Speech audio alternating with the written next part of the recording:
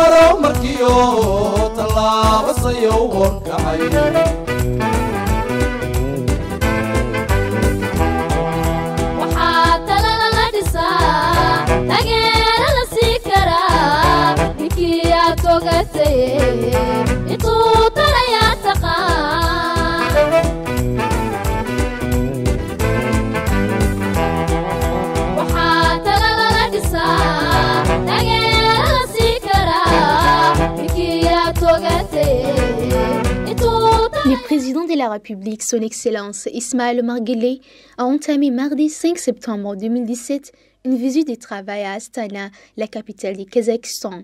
Dès sa descente de l'avion, le chef de l'État djiboutien a été accueilli par le premier vice-ministre kazakh des Affaires étrangères, M. Tiley Perdi, et le vice-gouverneur d'Astana, M. Etim Khamitov, ainsi que l'ambassadeur de Djibouti, accrédité au Kazakhstan avec résidence à Moscou, Dr Mohamed Ali Kamil, qui lui ont réservé un accueil chaleureux.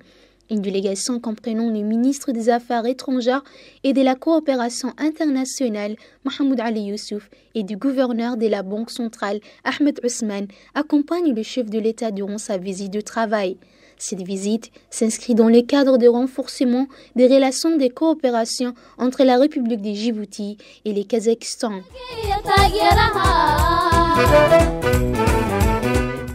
Par la suite, le chef de l'État a eu un bref entretien au salon présidentiel de l'aéroport international d'Astana avec les officiels kazakhs.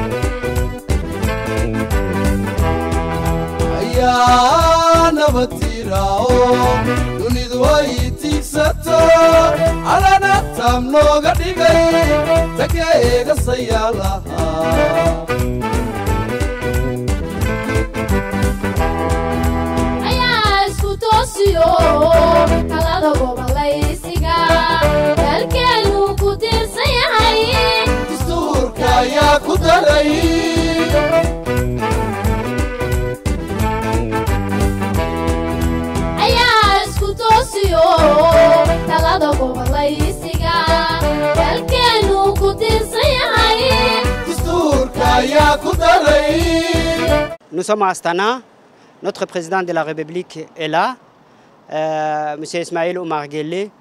Vous savez que M. Ismaël Omar Guelleh est élu lauréat du Grand Prix JIFA. C'est un prix qu'on décerne tous les ans à des personnalités ou institutions qui ont joué un rôle déterminant dans la promotion de la finance islamique. La finance islamique, comme vous le savez, est basée sur le fondement de charia. Et aujourd'hui, la finance islamique est devenue une véritable industrie de la finance mondiale. Donc notre président est élu lauréat pour 2017, une cérémonie organisée pour décorer notre président. Notre président sera décoré en personne par le président de la République de Kazakhstan, Nursultan Nazarbayev, qui va remettre officiellement le trophée à notre président lors d'une cérémonie officielle organisée spécialement pour cet événement. Nous allons aussi, en marge de cet événement, notre président va rencontrer son homologue pour parler des relations bilatérales. Vous savez que nous, le thème cher à notre président, c'est la diversification des partenariats économiques.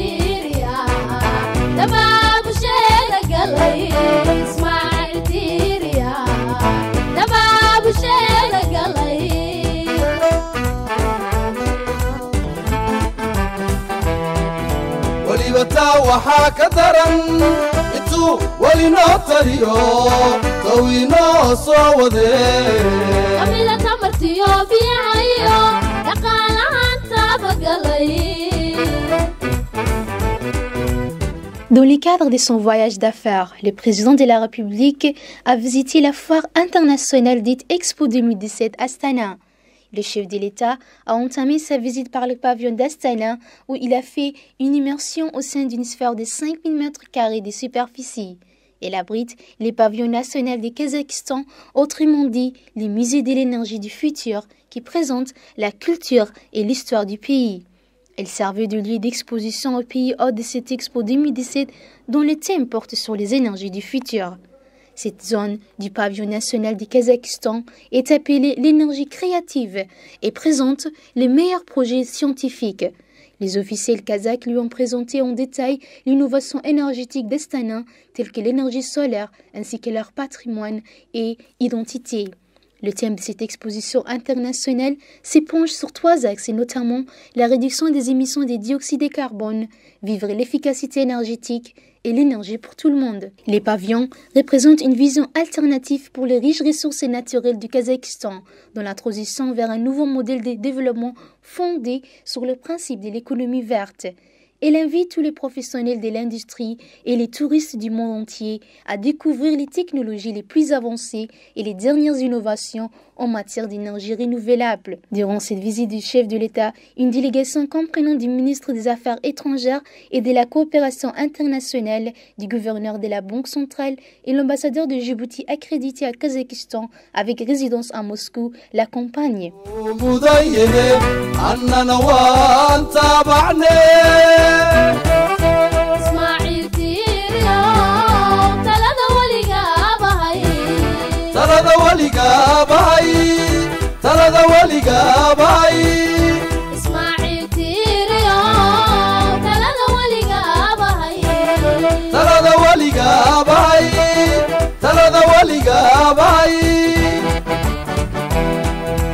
تكيسا لغو درغو تيغاليمو مودايه اننا واتابعني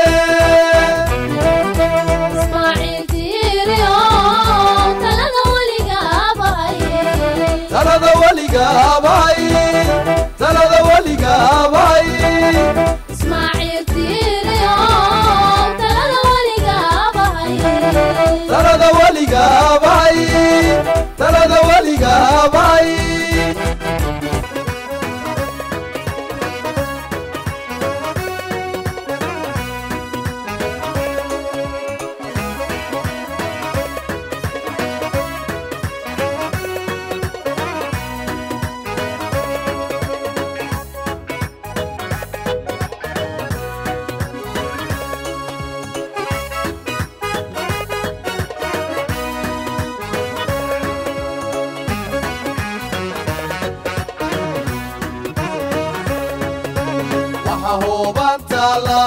laalaadiyo edalka midhihii la goosta markuu qof waliba halkii ku aqoon u hagarbaxo hawsha qarannimadee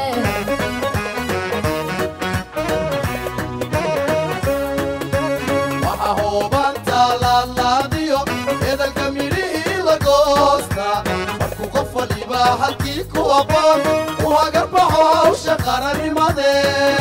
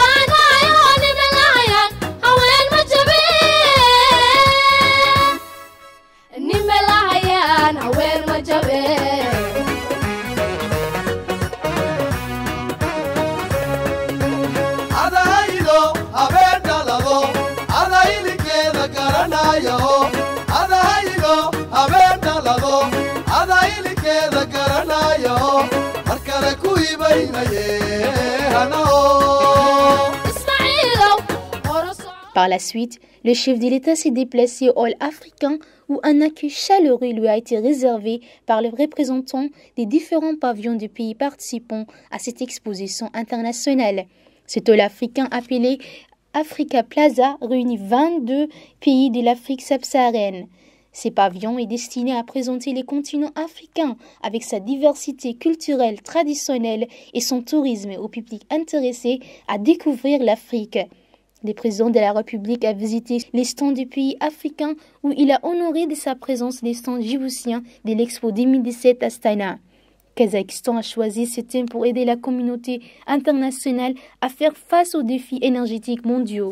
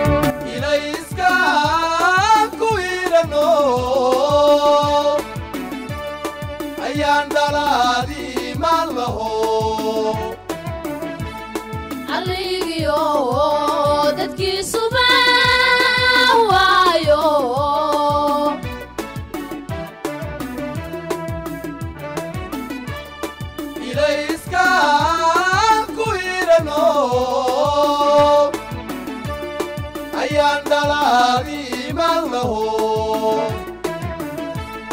Arigio dadkiisuba waayo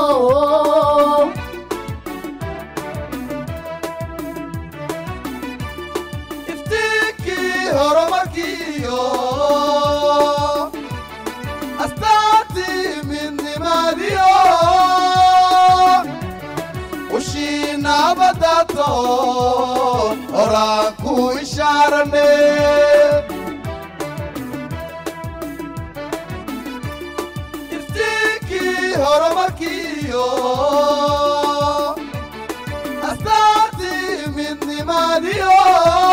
Aboubakar Hassan Baré, les commissaires du pavillon djiboutien qui accompagnent le chef de l'État durant sa visite au hall africain indiquent que Djibouti participe à l'exposition internationale d'Astana depuis son ouverture le 10 juin.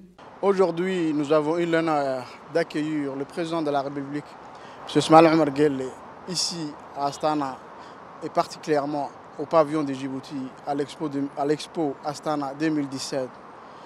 Dieu a fait que ça coïncide la fin de l'expo qui est prévue dans 4 jours, le 10 septembre, et la venue de son Excellence, M. Ismaël Omar Guelleh à Astana. Comme vous le savez, notre pays participe à cet événement planétaire qui regroupe 108 pays et 18 organisations internationales depuis le 10 juin 2017. Cette exposition constitue incontestablement une plateforme très importante pour montrer tout ce que notre pays dispose en avantages comparatifs au niveau de ses potentialités économiques, commerciales et touristiques, mais aussi montrer au monde les opportunités d'investissement qu'offre notre pays. ushina badato orangu isharane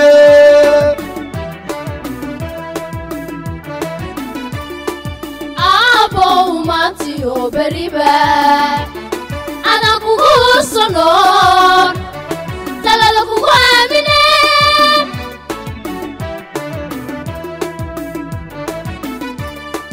abo matio beriba ana kugusono talala kugamine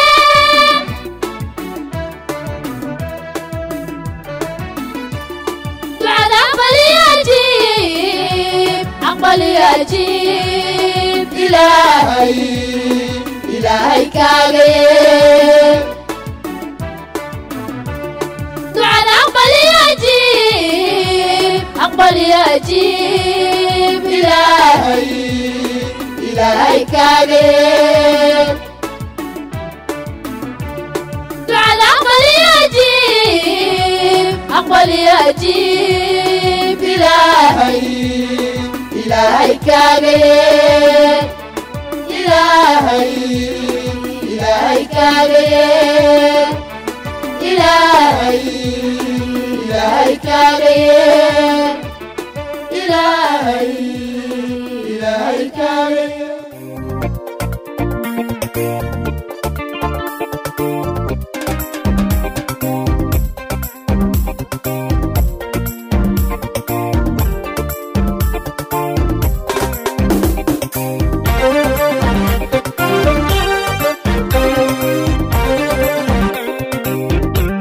En marge de sa visite de travail, le président de la République, son Excellence Ismaël Omar Guelleh, s'est entretenu mercredi 6 septembre avec le président de la République du Kazakhstan, son Excellence Nursultan Nazarbayev. Les discussions entre les deux dirigeants ont eu lieu en présence des délégations respectives qui les accompagnent.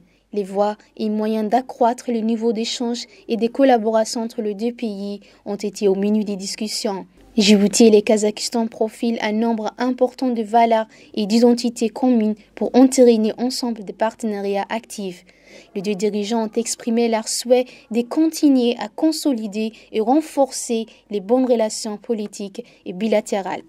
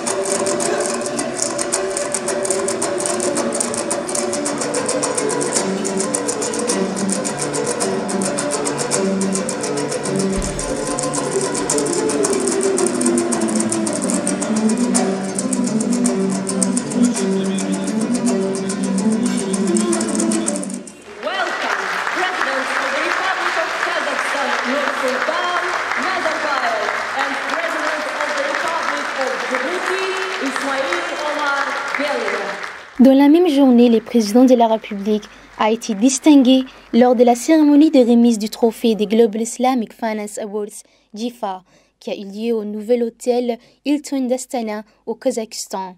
Cette cérémonie a été organisée par le Centre financier international d'Astana. Il s'agit de la 7e cérémonie de remise du trophée pour distinguer un chef de l'État qui a fait montrer d'excellence dans la finance islamique. Le président de la République a reçu ces trophées par les mains de son homologue, le président de la République du Kazakhstan, pour ses efforts impressionnants dans la promotion de la finance islamique. Il a acquis aussi cette réputation des partisans effrénés de la promotion de la finance islamique lorsqu'il fit de notre pays une plateforme privilégiée et un lieu de rendez-vous des réunions et conférences de la finance islamique. Sous le leadership du président de la République, notre pays a dernièrement abrité aussi la publication de la traduction française du dictionnaire sur la finance islamique. Le président de la République a été choisi pour ces prix par la communauté internationale qui sélectionne tous les ans des personnalités, des institutions, des universitaires et des chercheurs qui ont pu œuvrer à la promotion de la finance islamique. Le président de la République a remporté le meilleur prix, qui est le prix suprême que ces comités d'organisation distribuent chaque année à l'ensemble des acteurs de la finance islamique. L'industrie de la finance islamique et les théories de l'économie islamique attirent de plus en plus les banques internationales. Un grand nombre de hautes personnalités kazakhs et étrangères ainsi que la délégation qui accompagne le chef de l'État ont pris part pour célébrer les succès de la banque et de la finance islamique dans l'une des villes les plus dynamiques dans la région de l'Asie centrale. Dans son discours prononcé pour cette occasion, le président de la République du Kazakhstan, Nursultan Nazarbayev, a félicité le chef de l'État pour cette récompense. Quant à lui, le président de la République de Djibouti a exprimé que c'est une fierté de recevoir les prestigieux Global Islamic Finance Awards. Nous les écoutons. Cet événement est très important et réunir les participants du marché de financement mondial et dans des mécanismes efficaces pour la coopération économique mondiale. Cet événement contribuera à développer l'activité des investissements des institutions de financement. Et je voudrais exprimer ma gratitude aux organisateurs décidés d'organiser cet événement dans notre pays, à Astana. En 2014, j'ai reçu le prix pour le leader mondial et maintenant j'ai l'honneur de la remettre au président de Djibouti, M. Ismail Omar Guelleh. Je voudrais féliciter tous les gagnants de ce prix. Et cet événement est lié avec le sommet de l'organisation islamique qui se tiendra le 10-11 septembre de cette année. Je crois qu'il apportera leur contribution au développement des banques islamiques. Merci beaucoup. Bismillahirrahmanirrahim. الصلاة والسلام على رسوله الأمين سيدنا وحبيبنا محمد صلى الله عليه وسلم. Mr. President, Mr. Chairman, distinguished guests, ladies and gentlemen. C'est pour moi un honneur et une fierté inestimable et pour mon pays une consécration que de recevoir le prestigieux Global Islamic Finance Award. Cette gratification, dont je ne peux m'attribuer seul les mérites, est le fruit d'un travail assidu et passionné d'institutions publiques, d'opérateurs privés et d'investisseurs et des institutions multilatérales convaincus de l'utilité et de l'efficacité de la finance islamique pour soutenir le développement. Aussi, en leur nom et au nom de la République de Djibouti, j'aimerais exprimer notre profonde gratitude et d'adresser nos plus vifs remerciements à l'endroit du comité des Awards. Monsieur le Président, honorables membres du comité, votre choix et votre décision est une exaltante reconnaissance de notre modeste contribution au développement de la finance islamique qui peut dans le même temps nous transporter et nous met au challenge et nous dépasse pour aller encore plus en avant. Mesdames et messieurs, en ce temps où l'islam et notre umma sont éprouvés car calomniés injustement à la fois par des individus criminels qui s'en réclament et des médias hostiles très peu en même temps distinguer le bon grain de l'ivresse. C'est une grande fierté de mettre en relief un domaine où on excelle, Ces domaines, c'est la finance islamique, dont les activités ont considérablement évolué à l'échelle mondiale, particulièrement au cours de ces dernières décennies. Son succès, la finance islamique le doit à ses fondements et à ses principes de fonctionnement, puisés dans la charia qui le met à l'abri dans des chaos et des crises. En outre, son lien fort avec l'économie réelle et le caractère compétitif des banques islamiques et de leurs produits financiers innovants expliquent les performances remarquables de l'industrie financière islamique. Ce sont ces deux valeurs qui sont indistinguées qui l'ont mise à l'abri de la crise de 2008.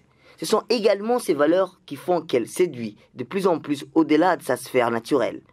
C'est dire combien les principes vertueux tirés de nos textes sacrés qui soutiennent le fonctionnement de ces industries financières sont nobles et justes. Cependant, au-delà de ces valeurs éthiques profondes, la finance islamique doit également son succès aux inlassables efforts et aux travaux foisonnants des hommes et des femmes décideurs, experts et praticiens de notre grande communauté financière islamique, représentée par les éminentes personnalités ici présentes. Mesdames et messieurs, décideurs et praticiens de la finance islamique, vous avez su démontrer que la finance pouvait être conciliée avec l'éthique, que l'islam n'était pas incompatible avec le monde des affaires. Et grâce à vos initiatives, la finance islamique est devenue une finance sophistiquée et de qualité que tout le monde recherche. Distingués participants, la République de Djibouti est un petit pays, peu peuplé avec des ressources naturelles très limitées. Mais l'infini, grâce d'Allah, l'a placé sur l'une des routes maritimes les plus fréquentées aux confins des 3 continents. Fort de cette bénédiction, nous avons fait le pari de faire de Djibouti un hub stratégique, commercial et financier. Cette ambition, nous l'avons traduite dans un programme de développement intitulé Djibouti Vision 2035. Il s'agit d'une vision à long terme qui a pour objectif de bâtir l'architecture d'un développement économique et sociable, durable et harmonieux. Dans cette optique, nous mettons tous en œuvre pour nous doter des infrastructures et des transports et des communications les plus modernes et les plus compétitives possibles pour que cette position stratégique devienne une source optimale et pérenne de croissance, d'emploi et de richesse. Avec le concours des pays amis et des partenaires au développement qui nous font confiance, qui savent combien serait porteur le développement économique de notre continent et combien nos projets sont plus que réalistes et rentables, nous avons massivement investi dans des infrastructures portuaires, routières et ferroviaires. Ainsi, Djibouti sera doté des 6 ports à la fin de 2017, alors qu'elle ne possédait qu'un seul depuis son indépendance.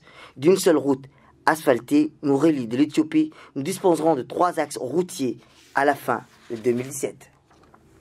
Le chemin de fer n'est pas demeuré en reste. Une nouvelle ligne totalement électrique reliera les 2 capitales Djibouti et Addis Abeba et sera opérationnelle avant la fin de 2017. À ces projets de réseau ferroviaire qui reliera l'Éthiopie et Djibouti, le Kenya, l'Ouganda et le Rwanda ont décidé de s'y rejoindre prochainement. Ce sont en tous plus de 10 milliards de dollars qui sont investis dans ces infrastructures du côté de Djibouti.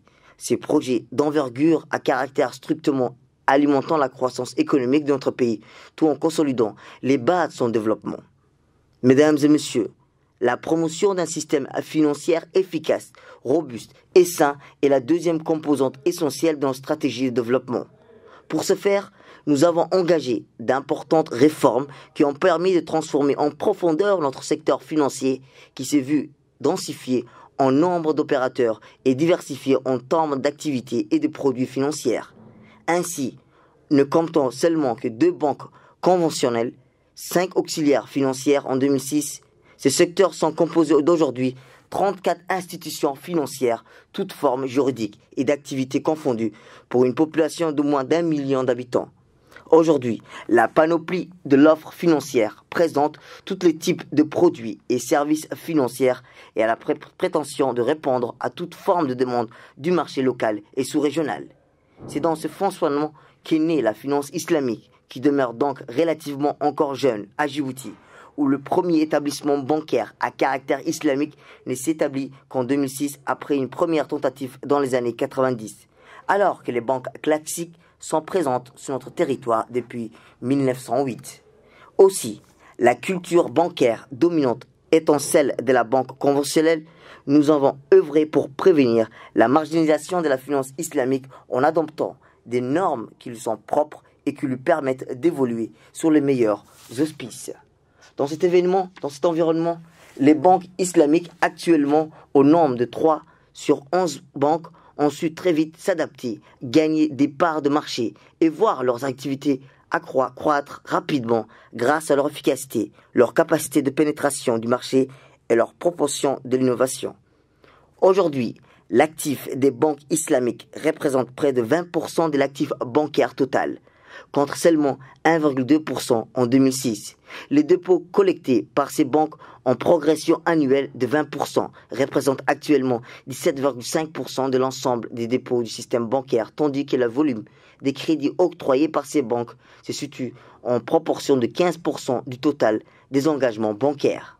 Dans le même temps, les banques islamiques contribuent fortement à l'amélioration de l'inclusion financière et le développement des services bancaires, détenant et elles seules 36% du nombre d'agences bancaires, 25% du nombre de banques bancaires, 43% du nombre des distributeurs automatiques de billets.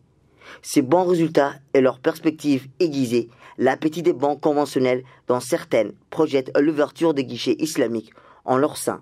The first Islamic bank having been established only in 2006. Afin de soutenir pleinement et de renforcer en permanence l'expansion et le rayonnement de notre place financière, notre responsabilité en tant que politique est d'instaurer un environnement général des affaires incitatif et de plus propice en mettant en œuvre des politiques idoines et de réformes adéquates. Dans ce processus, la Banque centrale de Djibouti accorde une attention toute particulière à la révision et à la mise à jour périodique des textes réglementaires pour être en phase avec les standards internationaux et veille au renforcement permanent de ses capacités de supervision pour encadrer efficacement notre place financière en plein essor. Les efforts menés dans ce sens ont permis de doter les banques islamiques opérant à Djibouti d'un cadre légal et réglementaire qui leur est spécifique, au même titre que les banques conventionnelles. Ce dispositif a été complété courant 2016 par la création d'un comité national de la charia, composé d'experts en loi islamique et en finance et en charge de veiller sur la régularité de la conformité à la charia des produits financiers islamiques opérant public de Djibouti. Comme affirme précédemment, l'amélioration du climat des affaires et l'adaptation des cadres juridiques envoie un signal positif aux opérateurs économiques et permet de libérer les potentiels et les initiatives privées. Les banques islamiques présentes sur notre territoire profitent pleinement de cet environnement aménagé et de l'engouement de la population pour leurs produits compatibles avec la charia, s'illustrent non seulement par leurs performances financières, mais aussi par leurs autres contributions au développement socio-économique du pays. À ce titre, certaines réalisations telles que la récente installation à Djibouti d'une branche de l'Académie arabe des sciences financières et bancaires et la traduction des standards de la charia en langue française, à l'initiative d'une des banques islamiques de la place, en sont des illustrations qui méritent d'être soulignées et saluées. Cette même banque s'est vue d'ailleurs attribuer le prix d'excellence des banques islamiques en matière de responsabilité sociétale d'entreprise récemment à Bahreïn. L'ancrage de la finance islamique dans le paysage financier de Djibouti est désormais acquise, en tant auprès de la clientèle des professionnels que des particuliers. La réussite et les performances remarquables des banques islamiques concourent à l'expansion et au développement de notre secteur financier et nous confortent dans nos choix stratégiques. Dès lors, Djibouti, terre d'islam et carrefour commercial entre l'Afrique et l'Asie, se posent tous naturellement comme la place indiquée pour l'épanouissement de la finance islamique en Afrique. À ce titre, le sommet africain de la finance islamique que nous organisons annuellement dans notre pays et depuis 2012 participe à cette volonté de promouvoir le développement de la finance islamique en notre terre africaine. Mesdames et messieurs, nous voulons pour Djibouti une finance islamique viable et pérenne, une finance moderne et sophistiquée basée sur la charia qui vienne soutenir l'investissement productif et qui répondent aux besoins multiples de notre entreprise, mais qui s'adresse également de façon appropriée aux couches défavorisées de notre population. Ceci d'autant plus que nous demeurons, à l'instar du reste du continent, confrontés à de nombreux défis en matière de développement social et de financement de nos économies, car en dépit de la croissance rapide et soutenue affichée partout en Afrique et les avancées notables en matière de développement humain, beaucoup reste à faire encore pour éradiquer la pauvreté et l'exclusion sociale dans la plupart de nos pays. Toute construction humaine est vaine si elle ne met pas au centre de sa préoccupation l'homme. Et tant qu'il n'y aura pas des hommes sans activité, tant qu'il y aura des pauvres, tant qu'il y aura des hommes sans toit, tout le succès économique, tous les taux de croissance n'auront aucune signification. Aussi, l'atteinte de ces objectifs dans un proche horizon requiert des investissements importants dans divers domaines stratégiques, clés tels que les infrastructures, l'énergie, l'industrie, l'eau. Ces investissements estimés à près de 100 milliards de dollars sur plusieurs années nécessitent des financements appropriés, économiques et socialement soutenables. Pour cela, la forte expansion actuelle de la finance islamique dans le monde, avec les ressources colossales drainées par les fonds financiers islamiques, apparaît comme une réponse des plus appropriées à nos besoins de financement. Les solutions qu'offre la finance islamique ne sont pas juste accessoires ou complémentaires, mais réelles et adaptées à nos besoins et à nos principes spirituels, moraux, à plus d'un titre. En effet, la vertu dans les échanges, la profitation de l'intérêt, la prévention des pratiques spéculatives et le financement de la production sont des valeurs prépondérantes pour toute économie en devenir comme les nôtres. Le constat, pour l'heure, cependant, est que son grand retard concerne le développement de ces secteurs s'avère dommageable pour l'Afrique au regard de l'intérêt croissant que portent les pays occidentaux à la même question. La pénétration de la finance islamique en Afrique reste très timide, alors que ses potentialités exceptionnelles ne cessent d'attirer les investisseurs conventionnels. Les actifs attribués au continent sont estimés entre 1 à 2%, selon les sources. Pourtant, l'Afrique concentre la moitié des 1,6 milliard de musulmans que compte le monde. Il est par conséquent urgent que le continent africain soit au rendez-vous et que son industrie financière se mette au diapason et ne se ferme pas. Cette manne financière dont elle a besoin pour dynamiser son économie et asseoir son développement. Nos pays ont soif d'un financement alternatif et j'exhorte les institutions financières islamiques internationales à nous emboîter les pas et de s'ouvrir davantage aux formidables opportunités d'investissement et d'affaires que présente le continent. C'est dans un combat que nous devons mener tous ensemble pour un monde meilleur. C'est l'essence même de notre religion. Aidez-vous les uns les autres l'accomplissement de la bien, de la piété et nous entraider par commettre la péché et l'agression. Coran, verset 2, sourate 5. Puisse Dieu nous accorder sa grâce et sa bénédiction. Amen. Je vous remercie pour votre aimable attention. Thank you for your attention.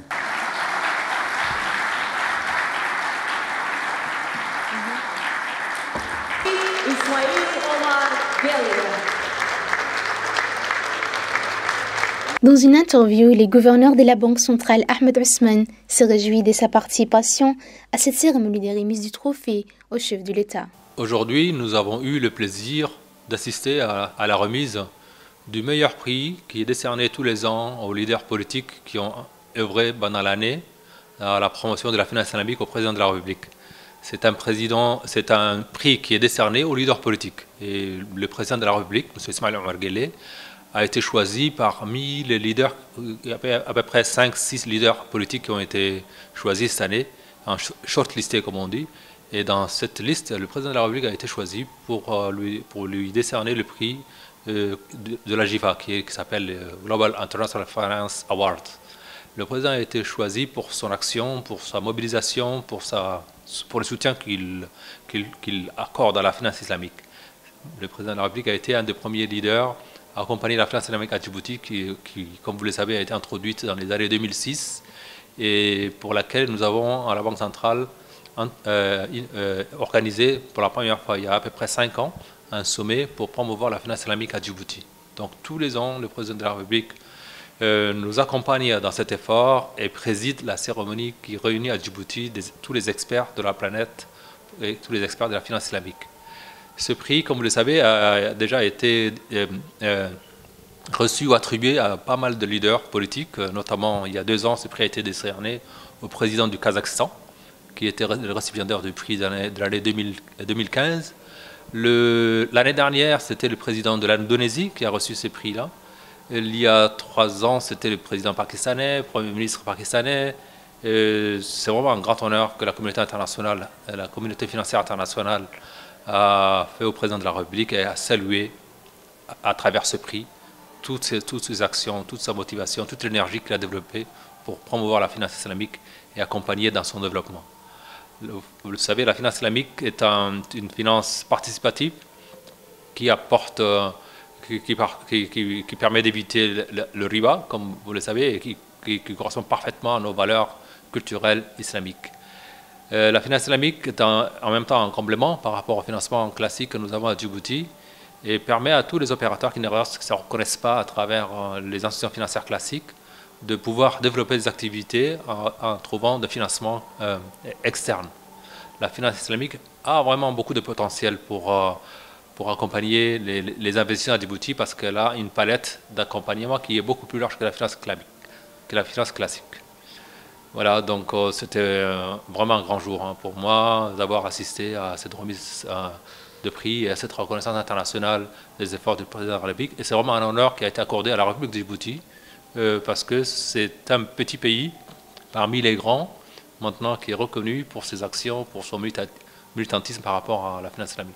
Pour sa part, le ministre des Affaires étrangères et de la coopération internationale, Mahmoud Ali Youssouf, qui accompagne le chef de l'État durant cette visite de travail, nous a accordé une interview en nous indiquant l'objet de cette mission. Le président de la République, son Excellence M. Ismaël Omar Guelleh, a eu cet après-midi des entretiens avec le président du Kazakhstan, son Excellence M. Nursultan Nazarbayev.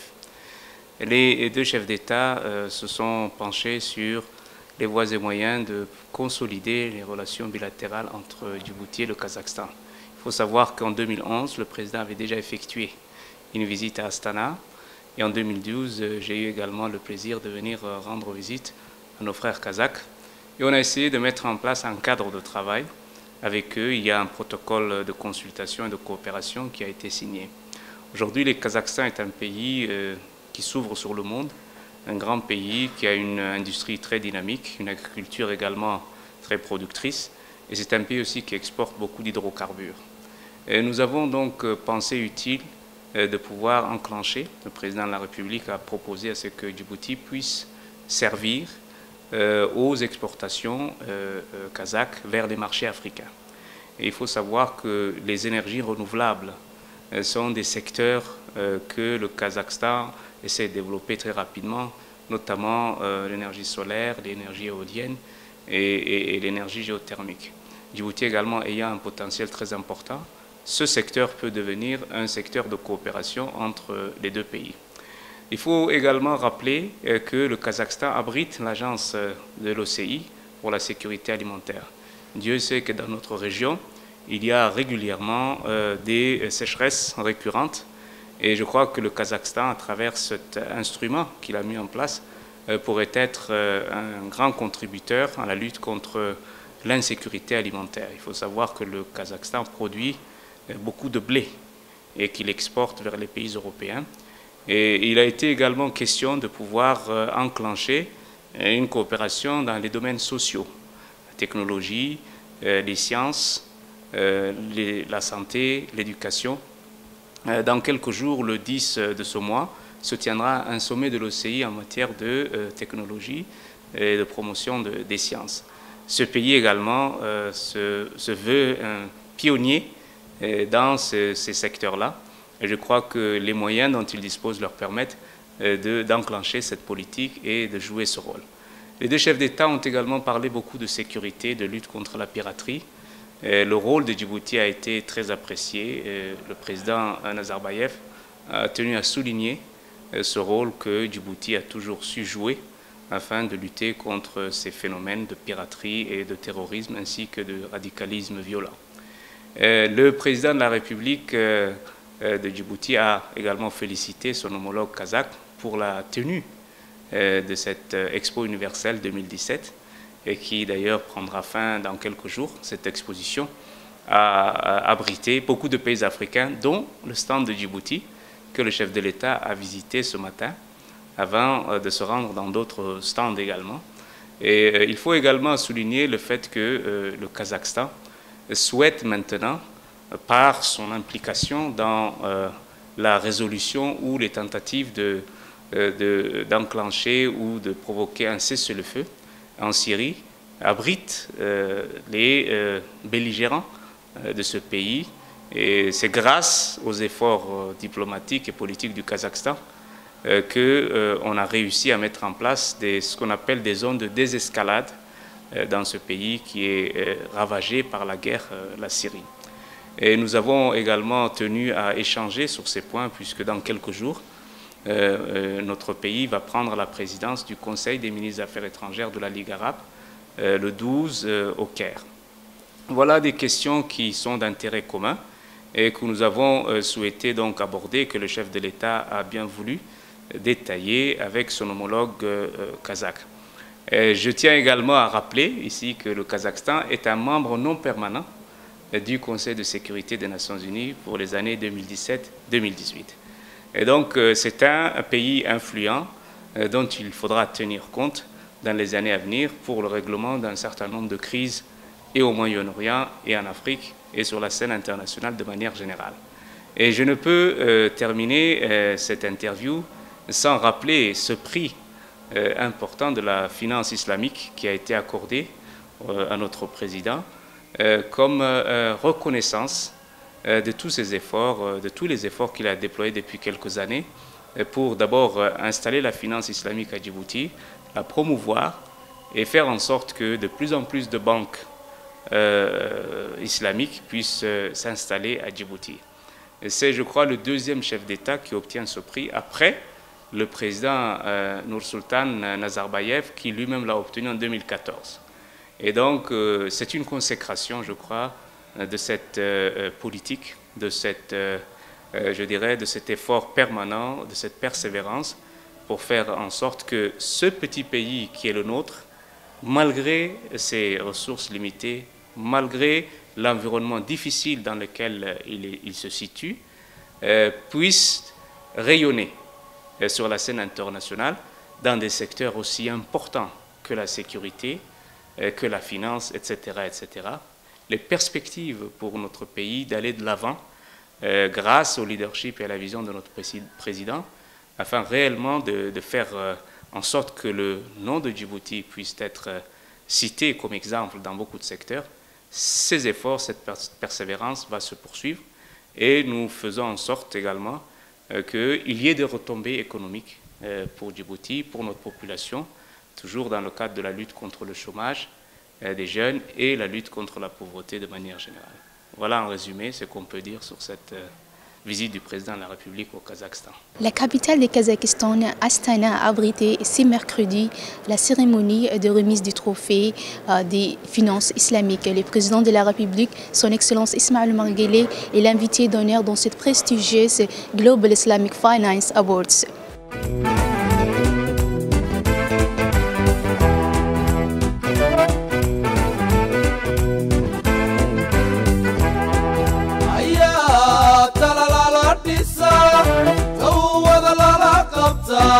tabtuu waxu maamuliyo tusaale lagu daydaa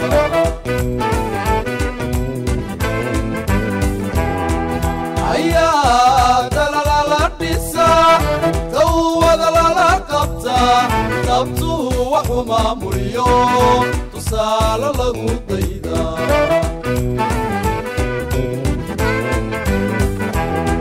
ayaa waxu taradadku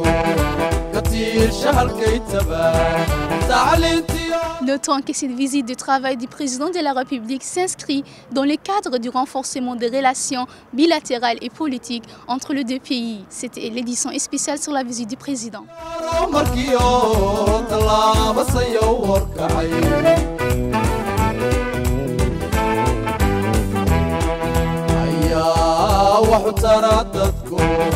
كتير شهل كيتبا تعلينتي ورا مركيو طلع بصيو وركعي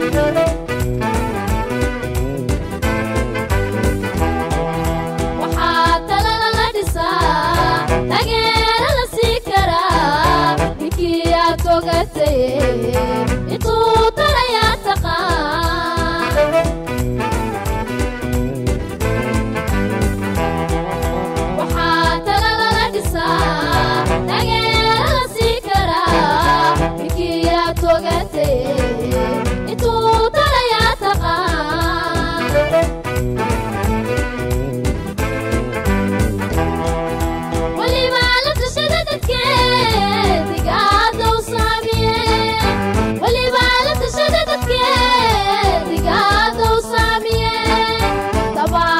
ninkii qabiyo u toogeeya taageeraha tabaala ninkii qabiyo u toogeeya taageeraha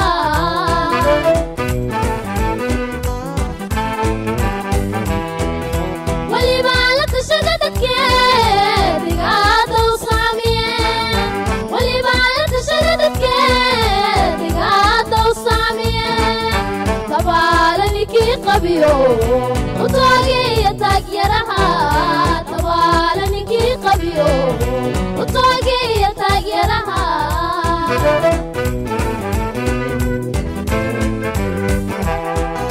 ayaa nabatirao dunidu ay tigsato allana taam nooga dhigay taga eegasayaalaha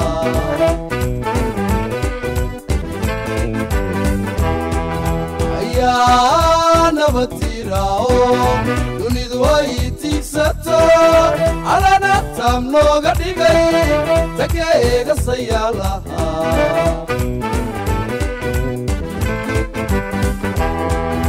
ayaa isku toosiyo talada gobolaysiga dalkeenu ku tiirsan yahay dastuurka ayaa ku daray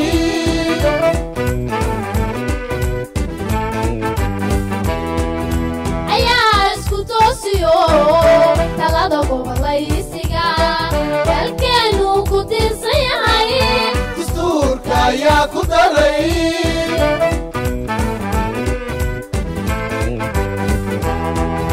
asoo qura kuma eke taariikh qoran baa jirte ismaaciil tiiriya dabaabusheeda galay ismaaciil tiiriya dabaabusheeda galay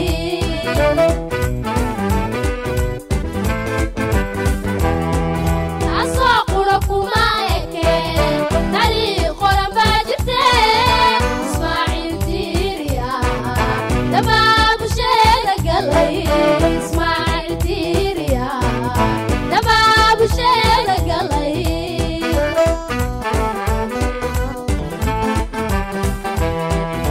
weliba taa waxaa ka daran intuu weli noo taliyo taw inoo soo wadee amida tamartiyo biyahayo dhaqaalahaan taabagalay